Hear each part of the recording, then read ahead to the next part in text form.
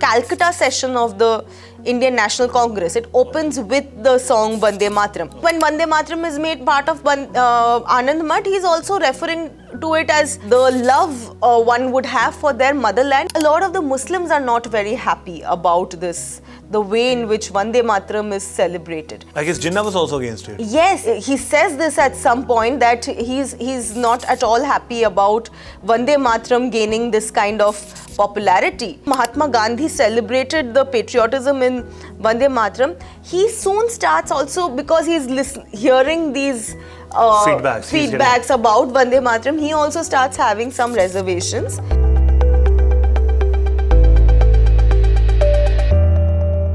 In this brand new episode of Past and Curious, I, Abi Lahiri, will be in conversation with Adrija Roy Chaudhary, and we'll be talking about a very important topic which is in the news these days, Vande Mataram. It's not exactly a topic, it's our national song. A lot of debate, a lot of conversations are being done on social media and even in the parliament. Today, we'll try to dig deep into the history of Vande Mataram, how it came into existence, what are different perspectives and POVs on Vande Mataram, who supported it, who were against it, how come it was so relevant, how it was so relevant for the India's freedom struggle, and what is the relevance of Vande Mataram today in 2025. Welcome to this brand new episode. How are you? I'm great. How are you? Ekdam badhiya. Let's talk about the history. Like, when was Vande Mataram written? The first. I know it's not documented that when was the first time it was written, but there is a pretty grey space कि इस time पे बना होगा. You know, the most commonly agreed on date is 1870s. Is when Bankim Chandra he writes the song. Okay. But it is only the first two stanzas of the song that he writes at this moment. It becomes a part of his novel Anandamath, and that he writes a few years later in 1882. That is when he writes Anandamath, and then Vande Mataram becomes a part of it, and that is how most of us have grown up knowing Vande Mataram as part of Bankim Chandra's novel Anandamath. But actually he had written the song independently of the novel. A lot of people don't know this. It had been written before the novel was conceived. And for all those like non-Bengali literature fans, Anandamath is a very it's big classic, thing. It's a classic novel. It's a very big, important novel in Bengali literature. Yes. So that is how most of us also knew Vande Mataram as being part of Anandamath of Bankim Chandra. So it was put out in Anandamath. Then how it became so popular?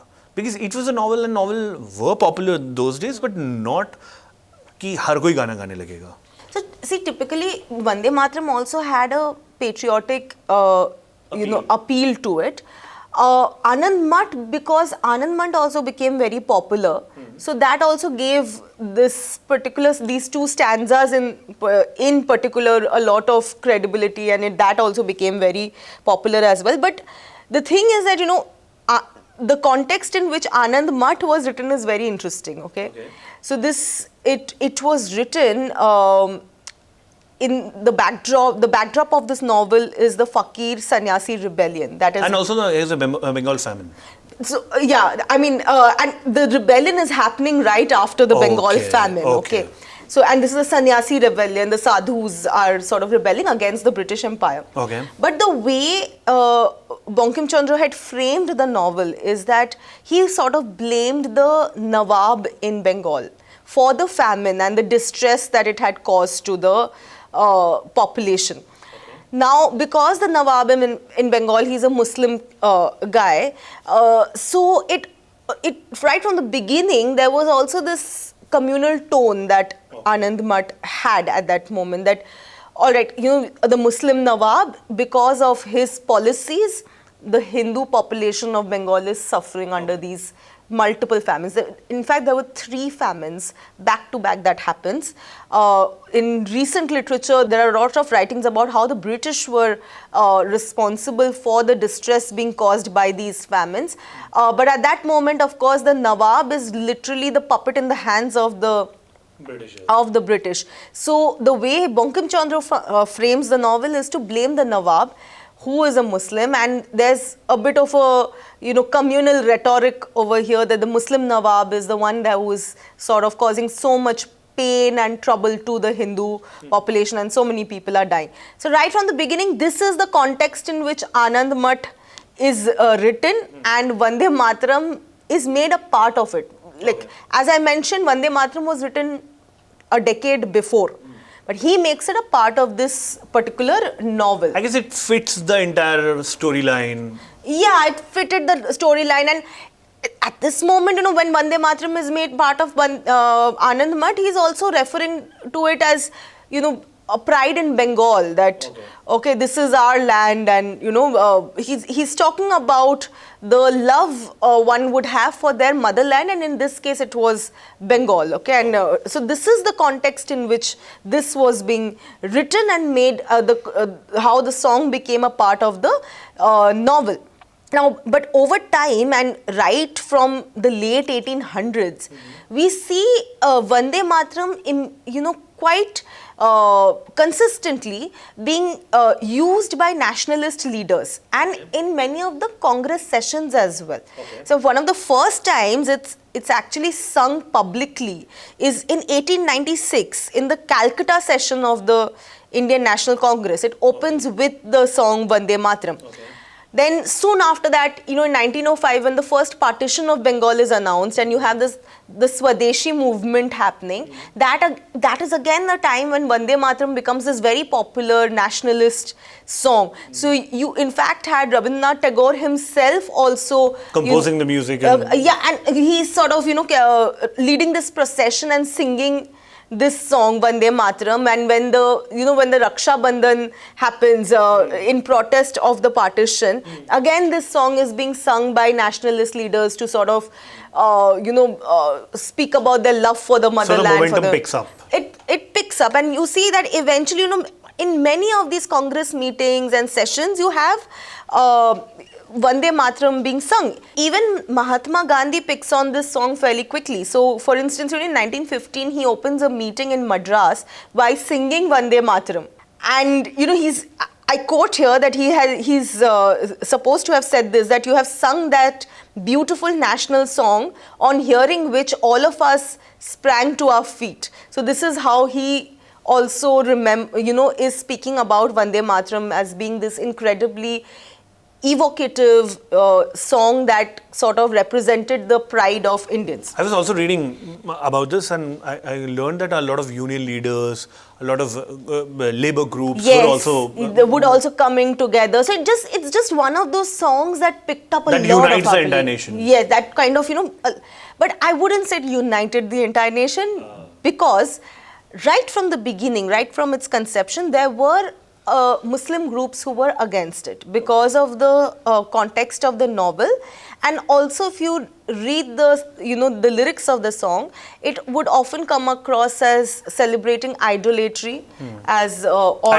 idol worship, or looking at India as Mother India. Typically these are aspects which are not seen as secular, or these are typically associated with Hinduism. Yes. So a lot of the Muslims are not very happy about this, the way in which Vande Mataram is celebrated. I guess Jinnah was also against it. Yes, in fact Jinnah himself as well, he says this at some point, that he's not at all happy about Vande Mataram gaining this kind of popularity. In fact Jinnah, again, I'm quoting something that he had written about Vande Mataram, and he says this in 1938, that Muslims all over India have refused to accept Vande Mataram or any expurgated edition of the anti-Muslim song as a binding national anthem. So he clearly has reservations about the song, and he is not alone. Even Nehru had his reservations about this song, because in 1937 he had written to Tagore expressing concerns about whether this song can really be celebrated as a song for national unity. He writes, he supposedly asked Tagore if the translation was accurate, or if it's something that might irritate Muslims. So he also had some reservations, and Tagore at that time had responded by saying that the first two stanzas are actually, had no religious connotations and are simply celebrating India or celebrating the motherland. The rest of the song, yes, there were problems, and again, a lot of people may not know this, that the rest of the song is what is added when Anandamath is written. The first two stanzas is Are what the original. what Bankim Chandra had initially written of this song. Now, you always had this problem, the communal problem, when it came to Vande Mataram. And by 1915, even though Mahatma Gandhi celebrated the patriotism in Vande Mataram, he soon starts also, because he's hearing these feedbacks about Vande Mataram, he also starts having some reservations. And he says that even though Vande Mataram had gripped me when I had first heard it, and he says it enthralled me, it never occurred to me that it was a Hindu song or meant only for Hindus. Unfortunately, now we have fallen on evil days. And you must also remember that from 1905 onwards, we also see the Hindu-Muslim rift emerging more and more in the nationalist movement. And we have spoken about this in one of our previous podcasts as well. So, because in that context, Vande Mataram becomes a very contentious song. So eventually, it's not really something that the nationalist leaders feel that can unify the country together. But then again, in 1951, after independence, it's Rajendra Prasad who sort of proposes Vande Mataram to be the national song of India, and it's different from the national anthem, which is Jan Gan Man, and a national anthem is of course given a higher status. Perhaps it is because of the contested history of Vande Mataram why it is made the national song and not the national anthem. Yes. So I guess that's mota moti the entire history of Vande Mataram. What are your views, by the way? You can comment down below. There is a lot of debate and comments and perspective sharing going all over the social media. Feel free to comment down below what you think about it and let us know your thoughts. Thank you for watching this episode. You were watching the Indian Express. I'm Abhi Lahiri. This was Adrija Roy Chaudhary. Thank you.